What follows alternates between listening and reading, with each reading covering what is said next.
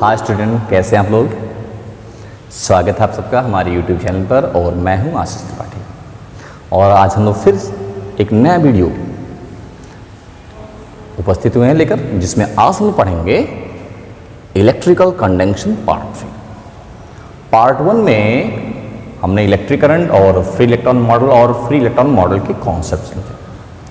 Part 2 में हमने electric current और ड्रिफ्ट वेलोसिटी में रिलेशन पढ़ा, करंट डेंसिटी पढ़ा, रेसिस्टेंस पढ़ा, कंडक्टिविटी पढ़ा, स्पेसिफिक रेसिस्टेंट, स्पेसिफिक कंडक्टिविटी, सब कुछ पढ़ा और सबके बारे में कॉम्बिनेशन किया। आज हम लोग पार्ट 3 में क्या पढ़ने वाले हैं, तो आज हम लोग सबसे महत्वपूर्ण हेडिंग पढ़ने वाले, इसका नाम है ओम्स लॉ। तो आज के वीडियो में हम लोग ओम्स लॉ पढ़ेंगे और ओम्स लॉ के बारे में, ओम्स लॉ के फॉर्मूले को पूरा ड्राइव करेंगे। तो आज का टॉपिक है ओम्स लॉ, जिसे हम लोग हिंदी में बोलते हैं ओम का नियम। तो आज के टॉपिक में हम लोग ओम का नियम पढ़ने चाहते हैं। अब ओम का नियम क्या है? ओम का नियम समझने से पहले कल के कुछ टॉपिक्स पर समझें। कल हमने स्पेसिफिक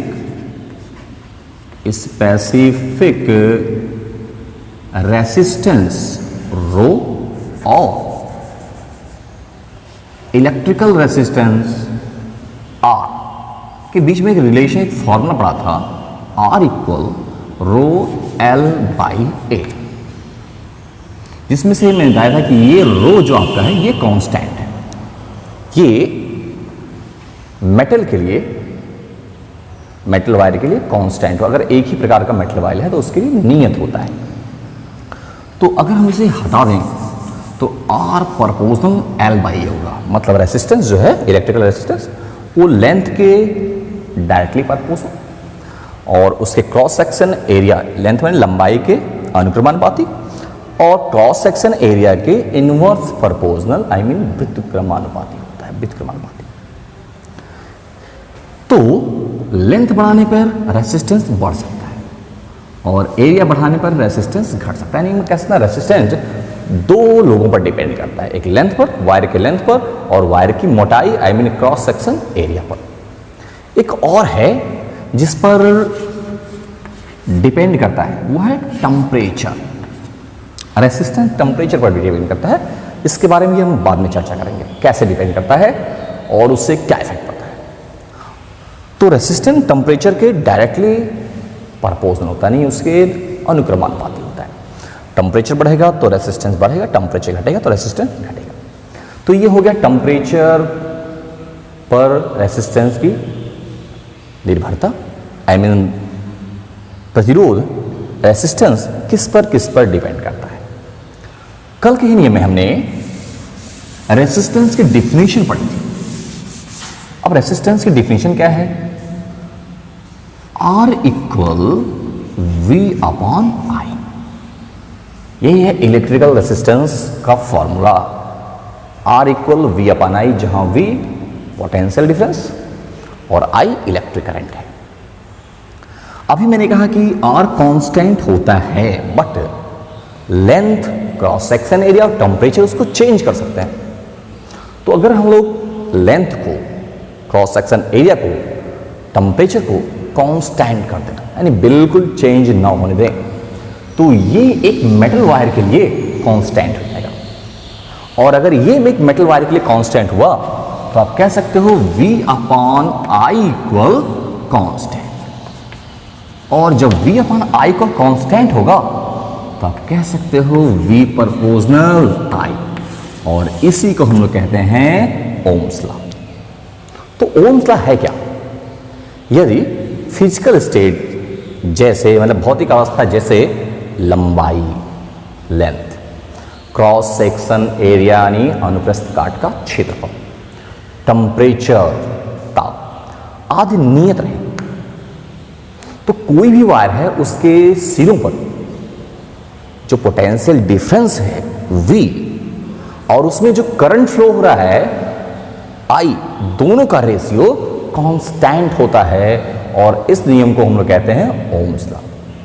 तो अगर मैंने कहा कि वायर के टर्मिनल पर जो पोटेंशियल डिफरेंस लग रहा है वो पोटेंशियल डिफरेंस V हो और उसमें फ्लो होने वाला यानी बहने वाला करंट I हो, तो V upon I equal constant होता है। लेकिन ये कब होगा? जब लेंथ यानी लंबाई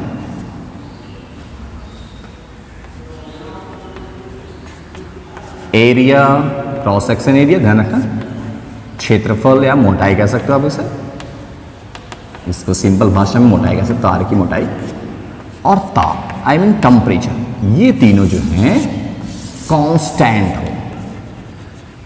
अगर ये तीनों कांस्टेंट हैं तभी हम लोग V upon I equal constant कह सकते हैं और इसी को ओम्स लॉ कहते हैं। तो ओम्स लॉ क्या होता है? V upon I equal constant कब? जब लेंथ, एरिया, टेम्परेचर सब कुछ क्या हो, नियत हो, इनमें कोई चेंज ना हो। अब सवाल होता है कैसे हम लोग, कोई कहे ओम लॉ को कैसे वेरीफाई करोगे आप? ओम लॉ को वेरीफाई कैसे कर सकते हो? तो ओम लॉ को वेरीफाई करने के लिए हमारे पास प्रैक्टिकल के तरीका भी है, प्रैक्टिकली भी वेरीफाई कर सकते हैं और उसको हम लोग डेरिवेशन के द्वारा डेराइव करके भी वेरीफाई कर सकते हैं। तो अब हम लोग चलते हैं ओम्स लॉ को वेरीफाई करने, कैसे उसको प्रूफ करने, कैसे हम लोग ओम्स लॉ को प्रूफ कर सकते हैं कि V upon I equal constant. तो ओम्स लॉ को प्रूफ करने के लिए हमको अपने फ्री इलेक्ट्रॉन मॉडल और ड्रिफ्ट वेलोसिटी मॉडल को यूज करना पड़ता है। यानी हम लोग ड्रिफ्ट वेलोसिटी मॉडल से ही, फ्री इलेक्ट्रॉन मॉडल का यूज करके ही यहां पर ओम्स लॉ को डिराइव करेंगे। तो चलते हैं, हमने चालक ले लिया, यानी एक कंडक्टर ले लिया, कंडक्टर वायर ले लिया, ये हमारा है कंडक्टर वायर और ये है उसका क्रॉस सेक्शन एरिया।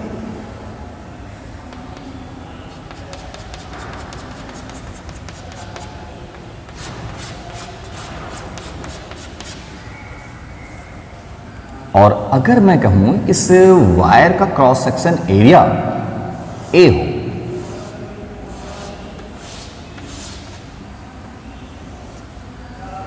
ये वायर का जो क्रॉस सेक्शन एरिया है अगर वो A हो और इसकी जो लेंथ है, लेंथ वो L हो, और इसके टर्मिनल पर जो पोटेंशियल लगाया गया है वो potential difference V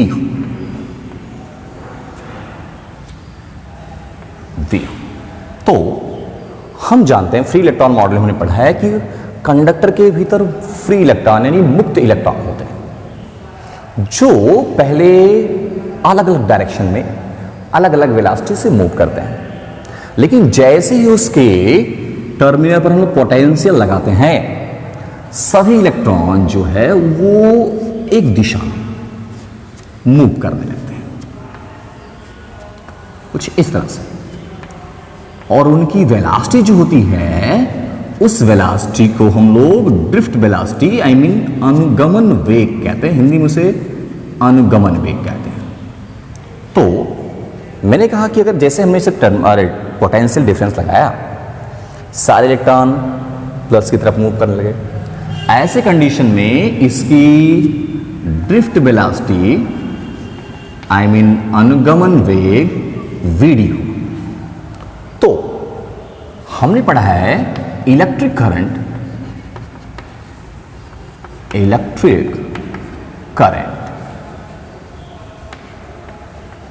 I mean विद्युत धारा I इक्वल फॉर्मूला होता है NEAVD और ये इक्वेशन फर्स्ट, D सफिक्स है, ध्यान। तो किसी भी कंडक्टर जिसका क्रॉस सेक्शन एरिया A हो उसके टर्मिनल पर पोटेंशियल लगाया जाए जिससे इलेक्ट्रॉन प्लस की ओर वीडी ड्रिफ्ट वेलोसिटी से मूव करें यानी गति करें, तो ऐसी कंडीशन में जो करंट फ्लो होता है वो I equal N E A V D होता है, जिसे हमने पिछली वीडियो में पढ़ा। अब जैसे मैं यहां पोटेंशियल लगाया तो ये जो कंडक्टर है उसके भीतर एक इलेक्ट्रिक फील्ड पैदा हो जाएगा।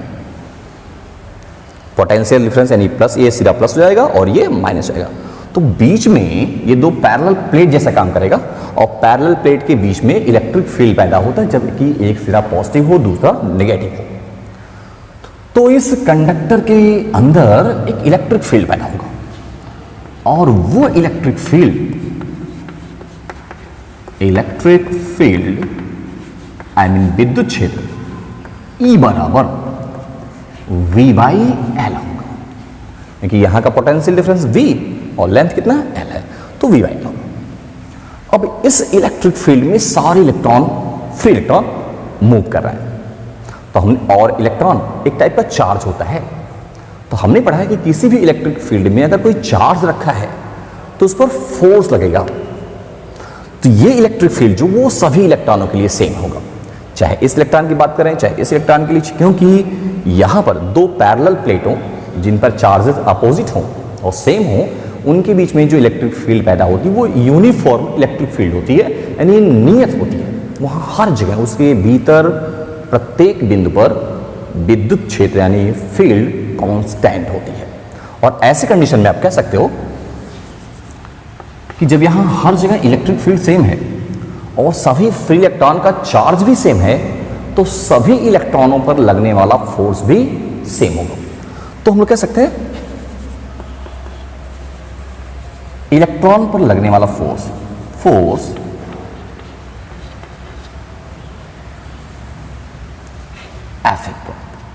F इक्वल होता है Q इंटू ई। Q माने क्या, उस पार्टिकल का चार्ज, और E का मतलब इलेक्ट्रिक फील्ड। तो इलेक्ट्रिक फील्ड तो E है, बस पार्टिकल जो हमारा वो इलेक्ट्रॉन है और उसका चार्ज Q ना होके स्मॉल e है, तो ये हो गया आपका स्मॉल e। और ये फोर्स इस इलेक्ट्रॉन पर भी लगेगा, और इसे नहीं, जितने भी इलेक्ट्रॉन इसके अंदर फ्री इलेक्ट्रॉन है जो मूव कर रहे हैं उन सब पर लगेगा। अब इस E वाली वैल्यू को भी आप पुट कर सकते हैं, तो अगर हम इस E वाली वैल्यू को इसमें हम पुट करें तो जाएगा EV अपॉन L। और हमने पिछली वीडियो में पढ़ा है फ्री इलेक्ट्रॉन मॉडल में कि जब हम लोग पोटेंशियल लगाते हैं तो सारा इलेक्ट्रॉन एक्सीलरेट करता है, यानी त्वरित गति से करता है, यानी उसका वेग धीरे धीरे धीरे बढ़ता रहता है। एक्सीलरेट होने का मतलब उसकी वेलोसिटी धीरे धीरे बढ़ेगी, तो उसमें एक्सीलरेशन पैदा होगा। अब इसमें एक्सीलरेशन जब पैदा होगा तो उतना एक्सीलरेशन यहां भी होगा, उतना यहां, क्योंकि सबके मॉस भी सेम है। तो हम जानते हैं कि F इक्वल फॉर्मूला होता है m इंटू ए, जहां A मॉस ऑफ इलेक्ट्रॉन है और A इलेक्ट्रॉन का एक्सीलरेशन है, तो A इक्वल हो जाएगा E के अपॉन, और यहां A इक्वल कर सकते हैं हम लोग EV अपॉन ml होगा। और ये हो गया जितने भी फ्री इलेक्ट्रॉन इसमें हैं कंडक्टर में, उन सभी फ्री इलेक्ट्रॉनों का एक्सीलरेशन। तो फिर से समझते हैं, जब हम पोटेंशियल डिफरेंस लगाएंगे तो इसमें करंट फ्लो होगा, करंट का फॉर्मूला ये होता है। पोटेंशियल डिफरेंस लगाने से कंडक्टर में, चालक के भीतर विद्युत क्षेत्र पैदा हो जाता है, आई मीन इलेक्ट्रिक फील्ड पैदा हो जाती है। और इलेक्ट्रिक फील्ड में चूंकि ये पार्टिकल रखे हैं, चार्ज पार्टिकल हैं जो इलेक्ट्रॉन है, तो उस पर फोर्स लगेगा और सभी इलेक्ट्रॉनों पर लगने वाला फोर्स समान होता है। तो फोर्स F इक्वल हो गया E इंटू ई, और V की वैल्यू पुट कर दी। चूंकि हम लोग जानते हैं कि force F equal m into E होता है, जहां m क्या है, मॉस ऑफ पार्टिकल, ए क्या होता है, एक्सीलरेशन ऑफ पार्टिकल। तो यहाँ पार्टिकल इलेक्ट्रॉन है और सभी इलेक्ट्रॉन का मास सेम होता है और सभी इलेक्ट्रॉन का एक्सीलरेशन भी सेम है, तो हमने एक्सीलरेशन भी निकाल दिया। तो ये एक्सीलरेशन का फॉर्मूला हो गया, जितने भी फ्री इलेक्ट्रॉन इसके अंदर से मूव हो रहे हैं। अब आगे देखते हैं।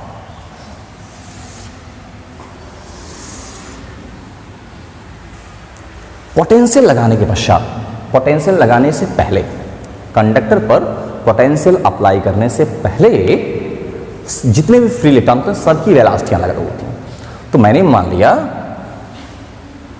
कि पोटेंशियल लगाने से पहले सबके velocity u1 U2 U3 dot dot UN, अगर इसमें number of free electron n। और जैसे पोटेंशियल लगाएंगे इसमें एक्सीलरेशन पैदा होगा, और एक्सीलरेशन जब पैदा होगा तो इनकी वेलोसिटी इंक्रीज होगी, और इनके बीच में जो कॉलिजन होता है, टक्कर होती है, उसका जो समय होता है उसे रिलैक्सेशन टाइम टाउ कहते हैं। और रिलैक्सेशन टाइम अलग अलग के लिए अलग होता है, लेकिन उनका एवरेज सबके लिए सेम होता है। तो अगर मैं कहूं सबके लिए रिलैक्सेशन टाइम टाउ बार हो, तो जो पहला इलेक्ट्रॉन है उसका वेलोसिटी कितना होगा? तो हम लोग जानते हैं कि v equal u plus AT, ये मोशन का एक इक्वेशन है, स्ट्रेट लाइन मोशन का एक इक्वेशन है, जिसमें v लास्ट वाली वेलोसिटी होती है, ये इनिशियल वेलोसिटी प्रारंभिक वेग होता है, ये आपका एक्सीलरेशन और ये टाइम। तो पहले इलेक्ट्रॉन का जो वेलोसिटी है वो u1 है, एक्सीलरेशन a1 है, और इसका टाइम τ1 है, यानी रिलैक्सेशन टाइम है। तो उसकी वेलोसिटी अब कितनी हो जाएगी? u1 प्लस a τ1 हो जाएगी। ऐसे ही दूसरे वाले की वेलोसिटी u2 प्लस a τ2 हो जाएगी। अगले वाले की वेलोसिटी u3 प्लस a τ3 हो जाएगी। ऐसे लास्ट वाले की velocity un plus a τn हो जाएगी। तो आपने क्या समझा कि जब हम लोग इस पर पोटेंशियल अप्लाई नहीं करेंगे तो उस समय सबकी वेलोसिटी अलग अलग होगी, सबके डायरेक्शन भी अलग होंगे, लेकिन जैसे हम लोग पोटेंशियल लगाएंगे सब एक कांस्टेंट एक्सीलरेशन से एक निश्चित डायरेक्शन में मूव करने लगेगा और उनकी वेलोसिटी बढ़ेगी, और तब उनकी वेलोसिटी इतनी इतनी इतनी हो जाएगी। अब जो एक्सीलरेशन यानी वोल्टेज अप्लाई करने के बाद, I mean potential difference apply करने के बाद जो वेलोसिटी आती है, अगर हम इनका एवरेज निकाल लें तो इस एवरेज वेलोसिटी को ही ड्रिफ्ट वेलोसिटी कहते हैं। तो हम कह सकते हैं कि ड्रिफ्ट वेलोसिटी vd इक्वल क्या होगा? तो ड्रिफ्ट वेलोसिटी vd इक्वल हो जाएगा u1 plus a τ1, u2 plus a τ2, ऐसे dot dot dot un plus a τn, और हम लोग निकाल रहे हैं एवरेज वेलोसिटी, और एवरेज वेलोसिटी का मतलब होता है जितने नंबर ऑफ फ्री इलेक्ट्रॉन है उनके वेलोसिटी का ऐड यानी सम, और नीचे होगा टोटल नंबर, जितने नंबर हैं उनके, तो n है n दिया। अब इसको हम देखें तो जितने भी u1 u2 हैं इधर इनको एक साथ कर दें, u1 plus u2 plus u3 plus dot dot dot un upon n, और अगर हम टाउ सब में कॉमन ले, सॉरी a कॉमन ले लें तो τ1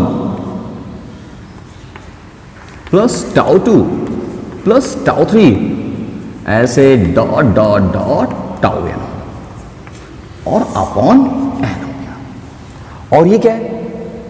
इसको हम लोग कहते हैं जितने भी फ्री इलेक्ट्रॉन हैं उनके वेलोसिटी का एवरेज कब? जब इस पर पोटेंशियल डिफरेंस ना लगाया गया। और हमने पढ़ा है फ्री इलेक्ट्रॉन मॉडल में कि जब इलेक्ट्रॉन फ्री होकर अलग अलग डायरेक्शन में घूमते हैं, मूव करते हैं, तो उनके वेलोसिटी का एवरेज 0 होता है। तो ये वैल्यू जो है वो 0 हो गई। अब बचा क्या? a, और इससे हम लोग कहते हैं एवरेज रिलैक्सेशन टाइम। इसको कह सकते हैं एवरेज ऑफ रिलैक्सेशन टाइम, जो सभी इलेक्ट्रॉन के लिए सेम होता है। आई मीन हमको ड्रिफ्ट वेलोसिटी का इक्वेशन यानी फॉर्मूला हमको मिल गया कि ड्रिफ्ट वेलोसिटी vd बराबर क्या होता है? a टाउ बार, जहां a सभी फ्री इलेक्ट्रॉन का एक्सीलरेशन है और टाउ बार उनका एवरेज रिलैक्सेशन टाइम है। अब क्या करेंगे? अब हम इस इक्वेशन को थोड़ा मैं फिगर मिटा रहा हूं,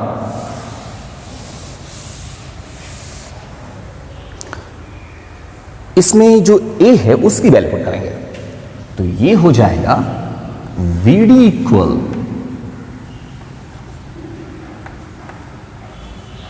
ए की वैल्यू पुट करते हैं इसमें EB upon ML into tau.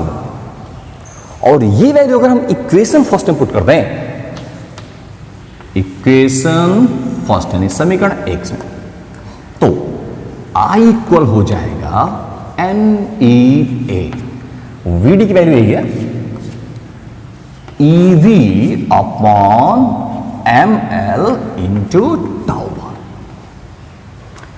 अब इस I को इधर लाते हैं, बाकी सबको इधर लेके आते हैं, और V जब उधर रहेगा तो V को मैंने छोड़ दिया, I को जब हम इधर लेके गए तो V अपॉन I हो गया, बाकी सबको इधर ला रहे हैं, ये हो गया ML N, ये E और E स्क्वायर A टाउ, और ये है ओम्स लॉ का फॉर्मूला, यानी V अपॉन I की वैल्यू है। अब देखते हैं जो V अपॉन I की वैल्यू आया, क्या वो टोटल कांस्टेंट है या नहीं, तो देखते हैं। M है मॉस ऑफ इलेक्ट्रॉन, जो ऑलरेडी कांस्टेंट है तो वो कभी चेंज नहीं होता। L लेंथ ऑफ वायर, तार का लंबाई। हमने डिफिनीशन में कहा कि तार की लंबाई कांस्टेंट होनी चाहिए, तभी ओम्स लॉ सत्यापित होता है, यानी ओम्स लॉ प्रभावी होता है, इफेक्टिव होता है। तो ये तो हमने कांस्टेंट लिया ही पहले से ही है। एंड नंबर ऑफ इलेक्ट्रॉन भी कांस्टेंट होता है। ई चार्ज ऑफ इलेक्ट्रॉन, वो तो ऑलरेडी कांस्टेंट होता है। ए क्रॉस सेक्शन एरिया, हमने डिफिनीशन में ओम्स लॉ की डिफिनीशन में 3 बातें की हैं। कौन कौन सी? कि लेंथ कांस्टेंट होना चाहिए, क्रॉस सेक्शन एरिया कांस्टेंट होना चाहिए, तो ये तो कांस्टेंट है। अब टाउ बार क्या है? Relaxation time, average relaxation time, जो हर इलेक्ट्रॉन के लिए कांस्टेंट होता है, लेकिन कब होता है? इसमें एग्जांपल दिखाओ, समझाता हूं आपको। मैंने आपको फ्री इलेक्ट्रॉन मॉडल बताया कि जो फ्री इलेक्ट्रॉन मॉडल वो गैस मॉडल है, जैसे गैस के मॉलिक्यूल्स होते हैं उसके मॉडल जैसे होता है कि गैस भी फ्री होकर, गैस के पार्टिकल्स होते हैं फ्री होकर मूव करते हैं, लेकिन जब उनका टेम्परेचर बढ़ता है, टेम्परेचर, तो उन पार्टिकल्स की वेलोसिटी भी बढ़ जाती है। वेलोसिटी बढ़ती है तो जो कॉलिजन यानी टक्कर हो रही है पार्टिकल्स के बीच में, उसमें जो समय लग रहा है वो घट जाएगा। और ये भी वही है, फ्री इलेक्ट्रॉन के बीच में जो कॉलिजन हो रहा है उसमें लगा टाइम, रिलैक्सेशन टाइम है। तो अगर टेम्परेचर कांस्टेंट जाएगा तो टाउ भी कांस्टेंट है। और डिफिनीशन हमने पहले क्लियर कर दिया है, टेम्परेचर कांस्टेंट, तो टेम्परेचर पर कौन डिपेंड कर रहा है? Tau, relaxation time. Length constant, L already constant माना हमने। क्रॉस सेक्शन एरिया कांस्टेंट, ए भी कांस्टेंट, और एम एन ई स्क्वायर तो ऑलरेडी कांस्टेंट है। यानी जो पूरी वैल्यू लिखी हुई है यहां, ये पूरी वैल्यू कांस्टेंट है। अगर ये पूरी वैल्यू कांस्टेंट है तो आप लिख सकते हो कांस्टेंट। और जैसे आपने लिखा कांस्टेंट, तो क्लियर हो गया कि V upon I equal constant, और यही आपका ओम्स लॉ है। और यही ये प्रूफ हो जाता है कि यही आपका ओम्स लॉ है। तो ऐसे आप ओम्स लॉ को प्रूव कर सकते हो। तो ओम्स लॉ को प्रूव करने के लिए एक कंडक्टर वायर लेना है, जिसके टर्मिनल पर पोटेंशियल लगाना है, उसकी लेंथ A हो, उसका क्रॉस सेक्शन एरिया A हो, पोटेंशियल लगाने से उसमें करंट फ्लो I हो रहा हो, और ड्रिफ्ट वेलोसिटी VD हो, तो I इक्वल NEA VD होता है। पोटेंशियल लगाने से कंडक्टर के भीतर फील्ड पैदा होगा, और इलेक्ट्रिक फील्ड E का फॉर्मूला V/L होता है। उस इलेक्ट्रिक फील्ड में सारे इलेक्ट्रॉन, तो सब पर फोर्स लगेगा, और सब पर फोर्स क्या होगा? सेम। तो किसी भी एक पार्टिकल यानी एक इलेक्ट्रॉन पर लगने वाला फोर्स F इक्वल क्या होगा? E इंटू ई, और E की वैल्यू पुट करने पर EV अपॉन L हो जाएगा। चूंकि इसमें एक्सीलरेशन पैदा होगा, एक्सीलरेशन, तो F इक्वल ma, और यहां से हमने A निकाल दिया, और A क्या है? एक्सीलरेशन है, जितने भी फ्री इलेक्ट्रॉन मूव कर रहे हैं। पोटेंशियल लगाने से पहले सबकी अगर वेलोसिटी जो होती है वो अलग अलग होती है, लेकिन पोटेंशियल लगाने के पश्चात सबकी वेलोसिटी इंक्रीज होती है, और इंक्रीज होने के कारण वेलोसिटी चेंज होती है, और उस वेलोसिटी को हमने लीनियर इक्वेशन ऑफ मोशन से निकाला v बराबर u प्लस at से निकाला, तो आया u1 plus 8r1 u2 plus 8r2 सबके वेलोसिटी कंफर्म। अब उन वेलोसिटियों का जो एवरेज होता है उसे ड्रिफ्ट वेलोसिटी बोलते हैं, और एवरेज निकाल दिया हमने, और ये है इनिशियल वेलोसिटी का एवरेज जो 0 होता है, और ये है रिलैक्सेशन टाइम का एवरेज टाउ वन। फिर vd की वैल्यू मैंने vd की वैल्यू यहां पुट की और a की वैल्यू इसमें पुट की, और ये इक्वेशन आपको मिल गया। और हमने v और i को एक तरफ बाकी सबको तरफ कर दिया, तो जिसमें v अपन i की जो वैल्यू आई उसमें जो भी कुछ मिला वो कांस्टेंट है, length constant, a constant, tau constant, ये तो हम लोग मानते ही हैं। m(n)e² भी constant, I mean v upon i equal constant है, और यही ओम्स लॉ है, और आपने ओम्स लॉ को प्रूव कर दिया। तो ऐसे आप ओम्स लॉ को प्रूव कर सकते हो। तो आज के लिए सिर्फ वीडियो में इतना ही, मिलते हैं फिर नेक्स्ट वीडियो में। Thank you.